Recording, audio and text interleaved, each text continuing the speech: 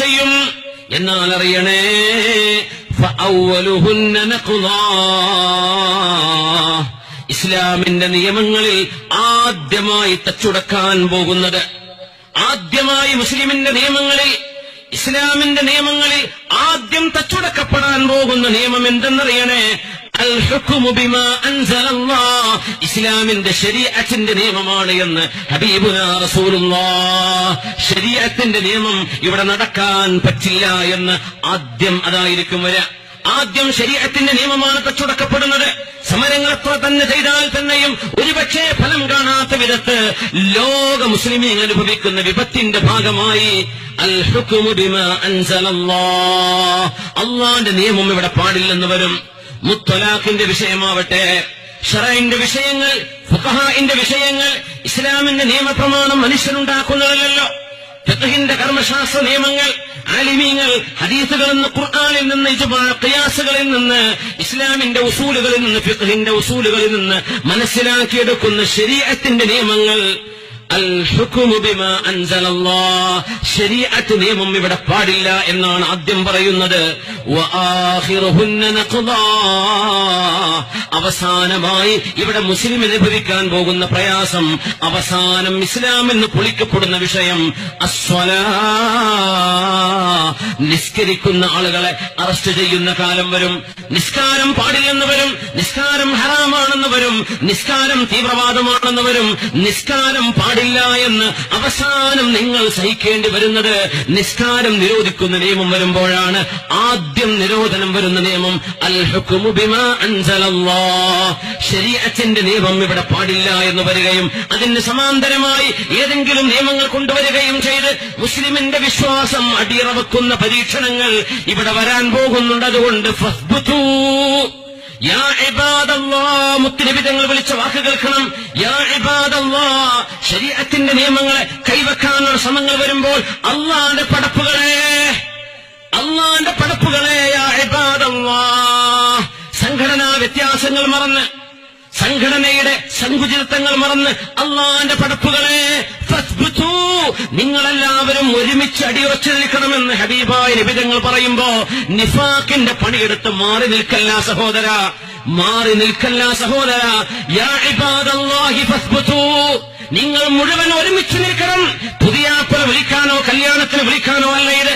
ശരീഅത്തിന്റെ നിയമം സംരക്ഷിക്കേണ്ട ഒരു ആവശ്യം വരുമ്പോ മുത്തുനബിയുടെ ആഹ്വാനമാണ് യാ ഇബാദല്ലാഹി ഫസ്ബുതൂ. ആദ്യം ഇവിടെ തച്ചുടക്കപ്പെടുന്നത് ശരീഅത്തിന്റെ നിയമമാണ്. കാത്തു നിന്നോളൂ, സൂക്ഷിച്ചോളൂ, ഒരുമിച്ച് നിന്നോളൂ എന്ന് പറയുമ്പോ സ്വന്തം അധികാരമോ സ്വന്തം പവറോ തന്റെ അനുയായികളുടെ വണ്ണമോ എണ്ണമോ ആരെ ബോധിപ്പിക്കുവാനാണ് സഹോദര? എന്തിനാണ് സഹോദര ഉമ്മത്തിന്റെ പൊതുവായൊരു വിഷയത്തിൽ നിഫാഖിന്റെ പണിയെടുത്ത് നിങ്ങൾ മാറി നിൽക്കുന്നത്? യാ ഇബാദല്ലാഹ് എന്ന വാക്കിന്റെ ഉള്ളിൽ നിങ്ങൾ പെടുമെങ്കിൽ ഫസ്ബുതൂ, ഉമ്മത്തിന്റെ കൂടെ ഒരുമിച്ച് നിൽക്കണം ഇവിടെ. അതാണ് മഹാനായ ശംസുൽ ഉലമ നവ്വറല്ലാഹു മർഖദ. ഈ ഉമ്മത്തിന് ഇതുപോലെ ഒരു പ്രതിസന്ധി വന്ന കാലത്താണ് മൗലാന അലീമിയാൻ എന്ന് പറയുന്ന മഹാനായ റിജാലു സ്വഹവ എന്ന ഈ ഉമ്മത്തിന്റെ ഔലിയാക്കന്മാരെ സംബന്ധിച്ച് പോലും പ്രതിപാദിച്ച പ്രഗത്ഭമായ കിതാബ് എഴുതിയ മഹാനായ അബുൽ ഹസൻ അലി അൽ ഹസനി അന്നദവി സാഹിബ് മഹാനവറുകളെ പോലും ഇവിടെ വിളിച്ചുകൊണ്ടുവന്ന് ഈ ഉമ്മത്തിന്റെ ശരീഅത്തിന് വേണ്ടി ഇബാദല്ലാഹ് എന്ന് പറയുന്ന പരിധിയിൽ മുസ്ലിമീങ്ങൾക്ക് ആരെയൊക്കെ കൂട്ടുപിടിക്കാമോ അവരെയൊക്കെ കൂട്ടുനിന്നിട്ട് ശരീഅത്തിന്റെ നിയമത്തിന്റെ സംരക്ഷണത്തിന് വേണ്ടിയാണ് മഹാനായ മർഹൂം ശംസുൽ ഉലമ ഇ കെ അബൂബക്കർ മുസ്ലിയാർ എന്ന യുഗപ്രഭാവനായ പണ്ഡിതനെ തെറി പറഞ്ഞതും ചീത്ത വിളിച്ചതും വഹാബി ആശയത്തിലേക്ക് പോയെന്ന് പറഞ്ഞ് ആ മഹാനെ കുറ്റപ്പെടുത്തിയതും ഈ ശരീഅത്തിന്റെ നിയമത്തിന് വേണ്ടി നിങ്ങളൊക്കെ ഒപ്പം നിൽക്കണമെന്ന ഹബീബിന്റെ ഹദീസ് അനുസരിച്ച് മഹാനവറുകൾ ആഹ്വാനം ചെയ്തതിന്റെ പേരിലാണ് മഹാൻ ചീത്ത വിളി കേൾക്കേണ്ടി വന്നത്.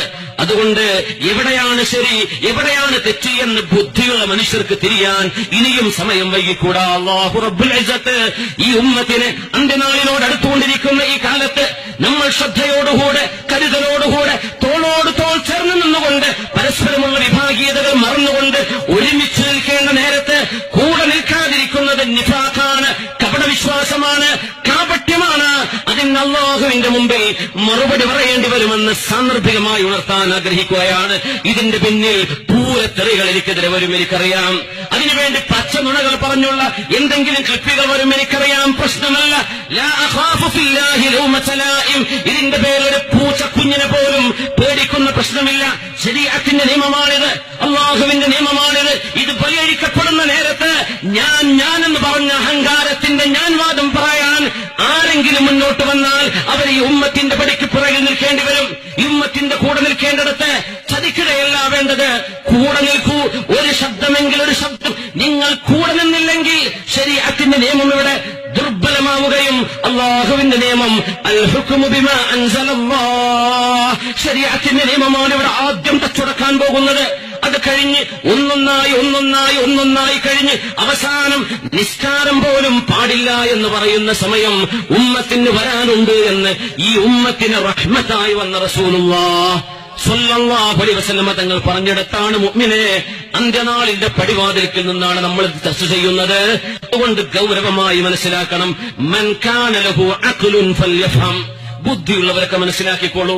സർവശക്തനായ അല്ലാഹു അവന്റെ ദീനിനെ റബ്ബ് സംരക്ഷിക്കാൻ തീരുമാനിച്ചിട്ടുണ്ടെങ്കിൽ അതിൽ എന്തെങ്കിലും ഒരു സേവനം, എന്തെങ്കിലും ഒരു ഖിദ്മത്ത് അല്ലാഹുവിന് ചെയ്യാനുള്ള തൗഫീഖ് റബ്ബേ നീ ഞങ്ങൾക്ക് നൽകണേ തമ്പുരാനെ. നിന്റെ ദീനിന്റെ ഖാദിമീങ്ങളായി ജീവിച്ചു മരിക്കാനുള്ള ഭാഗ്യം റബ്ബേ നീ ഞങ്ങൾക്ക് നൽകണമേ തമ്പുരാനെ. ആമീൻ യാ റബ്ബൽ ആലമീൻ.